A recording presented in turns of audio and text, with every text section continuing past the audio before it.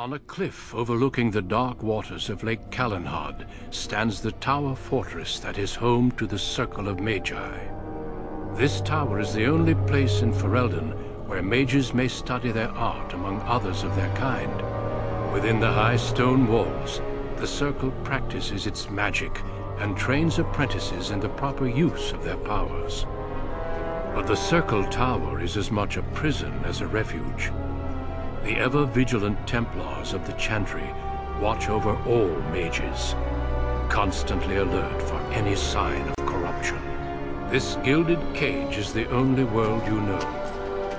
Found to be sensitive to magic at a young age, you were torn from your family and grafted here as an apprentice. Now, that apprenticeship is nearly over. All that remains is the final test, the Harrowing. Magic exists to serve man, and never to rule over him. Thus spoke the prophet Andraste as she cast down the Tevinter Imperium, ruled by mages who had brought the world to the edge of ruin. Your magic is a gift, but it's also a curse. For demons of the Dream Realm, the Fade, are drawn to you, and seek to use you as a gateway into this world. This is why the Harrowing exists.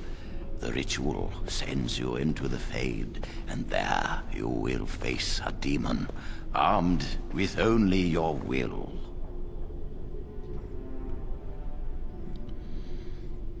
What happens if I cannot defeat the demon? It will turn you into an abomination, and the Templars will be forced to slay you.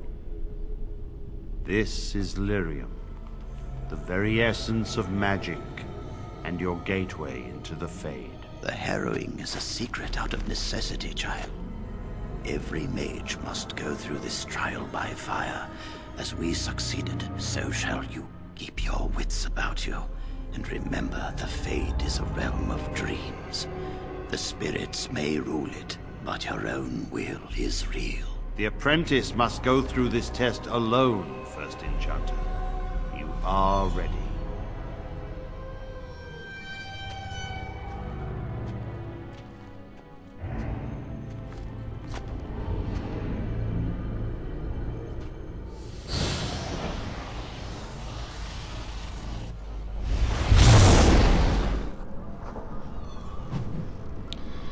Okay, we are now in the Harrowing, and where we are is basically the spirit realm.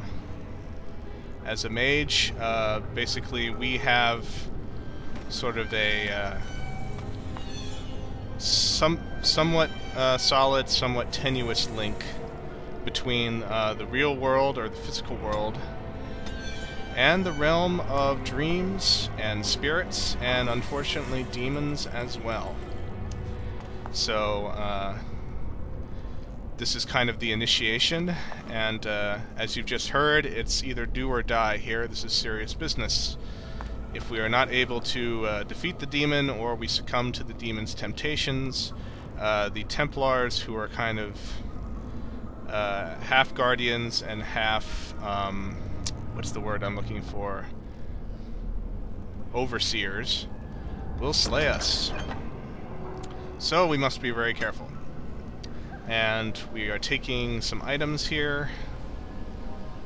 To restore health. Okay. So we have some healing items right off the bat, which is probably a good idea. Disturbing statue. On it. Now, you see that when I looked at that, a codex appeared. Or it said that a codex is available. This game is absolutely loaded from top to bottom with background reading material. If you thought there was a lot in The Longest Journey or Dreamfall, it was nothing compared to this. Am I going to read the codexes? The answer is no, because I would have to spend probably, 6 to 9 hours reading all of them. So that's something that you guys can do if you have your own copy of the game. Needless to say, there's a lot of background reading that is quite interesting. It gives a lot of insight into the world. The reason that I still click on this stuff to look at it is because they do the nice thing about giving you experience points for looking at things. So not just fighting, but also if you explore around and look at stuff, you can progress. Okay, there is an enemy coming towards us, and so the computer was kind enough to pause the game. You can go and look at the tutorials for Magic if you want to, but I know them already. What I'm going to do now is go into the inventory. Now, most of the time we'll be equipped with, you know, various robes, gloves, boots, some form of headwear, and probably a staff most of the time, because that's what wizards do.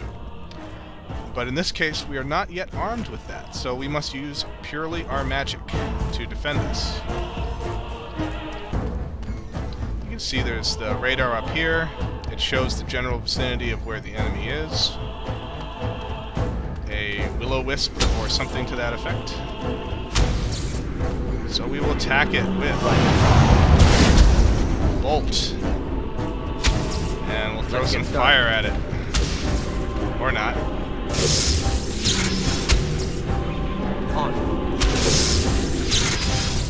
Poof. Huzzah! We won our first battle by zapping it to death. Now you can see up here, this bar went down. This is our mana bar, and the red one, as you might guess, is our life bar. Now, I'm going to say this just so that you don't get suspicious later on. For the purposes of this Let's Play, I'm going to be cheating. I know it's wrong, but I find it necessary. What I'm going to do is I'm going to activate a cheat so that no matter what happens, I cannot die. So there may be times when you see that this meter is all the way down, but I won't be dead. That's not a glitch in the game, that's just because I'm cheating. And the reason is because I am not super awesome at RPG battle tactics, and so instead of playing the same thing over and over again trying to beat it so I can get to the next part of the Let's Play for you guys, I will just make myself invulnerable so that I can progress through the game no matter what happens. And I'm doing it for you, and also for my own sanity. Another wisp. We attack.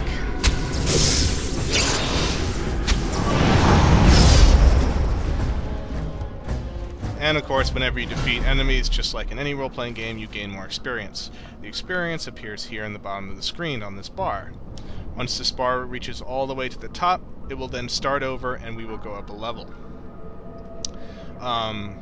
The icon down here is to swap weapons. If you want to, you can give yourself a primary weapon set and a secondary weapon set, and then shift between the two of them quite easily using the slash key. So it's kind of nice. You can have a ranged weapon set and hit from the distance, and then a melee set if you want to. But we're a mage, so we don't care. We just zap things from any distance.